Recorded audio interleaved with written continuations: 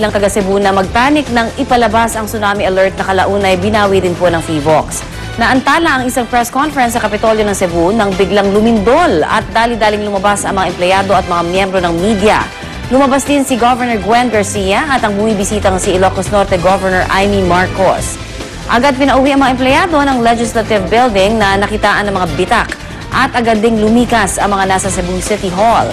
Sa iba pang bahagi ng Cebu, nasaksihan naman ang karituhan ng mga tao kasunod ng lindol. Tila di malaman kung saan sila susuot. Karamihan sa mga sasakyan, karga ang mga gamit papuntang bulubunduking bahagi ng syudad. Agad namang iniutos ng gobernadora ang clearing operations. Pray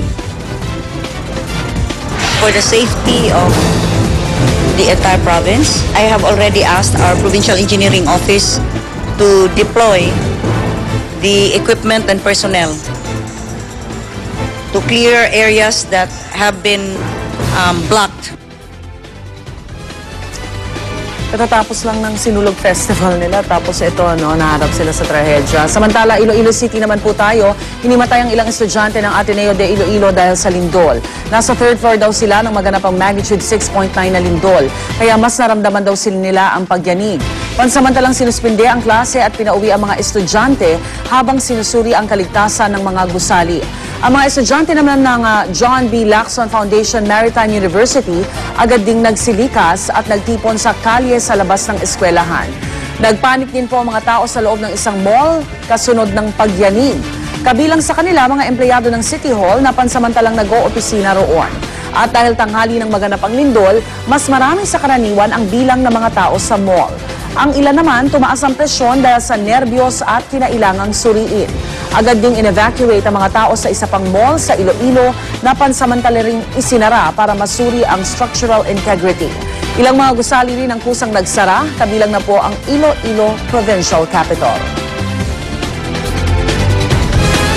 Nag-graduate bala? Kauwa mo na, tanaw ko mo na go yung nagigdadalagan, tapos ang burnout tulpi. Batiyag man tapulbay. Buwan lang tayo. Ayon naman po sa Panay Electric Company, nag-automatic shutdown ang coal-fired power plant ng lungsod dahil sa lindol.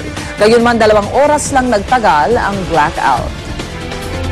Ramdam din sa iba pang probinsya ang nangyaring malakas na lindol kahapon. Sa Bohol, nagmamadaling lumabas ng mall ang ilang kababayan natin nang maramdaman nila ang malakas na pagyanig. Itinigil rin ang mga klase at nanatili muna sa labas ng mga school building ang mga mag-aaral. Maging sa Ormoc Leyte, patunay ng pagyanig ang kuha ng paggalaw ng tubig mula sa water dispenser. May naramdaman ding mga pagyanig sa Panay Island, Northern Mindanao at maging sa ilang probinsya ng Bicol. Kaya mga kapuso, ang nangyaring lindol kahapon, bubusisiin mamaya sa Talakayan with Igan. Maaari din po kayo makilahok sa ating Talakayan. Mag-post lamang ng inyong opinion at tanong sa aming Facebook fanpage, facebook.com/unanghirit at sa pamamagitan ng Twitter, twitter.com/unanghirit. Samantala, sa mga kapuso natin motorista dyan, gising-gising na at humabol na kayo sa pagpapakarga ng gasolina o diesel at may oil price hike na naman. Ipapatupad yan ngayong alas 6 ng umaga, 60 sentimo kada litro ang dagdag singil ng Petron at total sa kanilang regular gasoline, 25 sentimo kada litro sa premium at unleaded gasoline at 30 sentimo kada litro naman sa diesel. Magpapatupad din ng oil price hike ang Shell sa premium gasoline at diesel. Ang Sea Oil naman, may 60 sentimo kada litrong taas presyo rin sa diesel at kerosene, habang 25 sentimo kada litro sa premium at unleaded gasoline. Ang price hike, bunsod daw ng paggalaw ng presyo ng krudo sa world market. Samantala, mga kapuso, bigo pa rin pumatsambahan ang jackpot prize sa Grand Lotto Draw kahapon. Ang papremyo pa naman umabot na sa mahigit 213 million pesos. Ang lumabas na kombinasyon, 20, 37, 35, 27, 50 at 42. Dahil dito, asahan nyo pa ang pagtaas ng jackpot